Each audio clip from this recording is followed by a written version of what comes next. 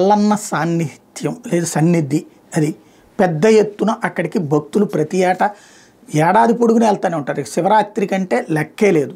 సరే, అక్కడ ముస్లింలకి కూడా దుకాణాలు కేటాయించడం మీద అభ్యంతరం వ్యక్తం చేస్తే కోర్టులు దాన్ని తోసిపుచ్చినాయి. ఆలయంలో సిబ్బందికి సంబంధించి అన్ని మతస్థులు ఉండొద్దు అంటే తప్పు లేదు, కానీ ఆలయం దగ్గరలో ఉన్నటువంటి వాటిని హిందువుల షాపులే నడపాలి, వేరే వాళ్ళు నడపడానికి అంటూ వీల్లేదు అన్నటువంటి పాయింట్ని అక్కడ స్ట్రెచ్ చేయడంతో అది కోర్టులో నడుస్తుంది. ఇంకా ఏది తేలలేదు.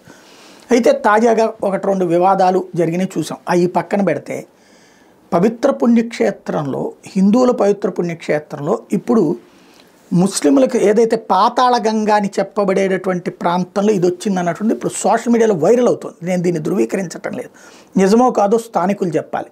ఇది అక్కడ ఆ పాతాళ గంగ సమీపంలో ఇట్లాంటిది వెలిసింది అన్నట్టు. సరే, మొదటి నుంచి ఉంటే అభ్యంతరం లేదు. అకస్మాత్తుగా వచ్చిందంటే కావాలని ఎవరో కవ్విస్తున్నట్టు. అదేంటో స్థానికులు చెప్పాలి. కొంతమంది వెంటనే సాధారణంగా ఏమంటారంటే నువ్వు చెక్ చేసి చెప్పాలి కదా అంటారు. నేను చెక్ చేసి చెప్పి సర్టిఫికెట్ ఇచ్చాను అనుకోండి, దాంట్లో ఒక ఉన్మాదము లేకపోతే ఉద్రిక్తత అని మాట్లాడేటటువంటి వాళ్ళు ఉంటారు. నాకున్న సోర్స్తో నేను చెక్ చేసుకోగలను. నేను ఇక్కడ ఎందుకు ప్రొజెక్ట్ చేస్తానంటే ఇక్కడే పబ్లిక్ ఒపీనియన్ రెండు కూడా వస్తాయి, పాజిటివ్ నెగిటివ్. ఒకళ్ళదొకళ్ళు కన్విన్స్ చేసుకోవడానికి ఉపయోగపడుతుంది. అందుకోసం నేను మాట్లాడతాను. నా నెట్వర్క్లతో నేను తెలుసుకోలేని విషయం కాదు అది.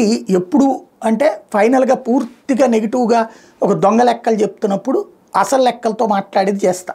ఈలోపుగా రెండు వెర్షన్స్ రావాలి కదా, అదే నా వ్యూవర్స్కి కరెక్ట్ అయినటువంటి ఇన్ఫర్మేషన్ రావడం కోసమే చేస్తాను నేను ప్రయత్నం.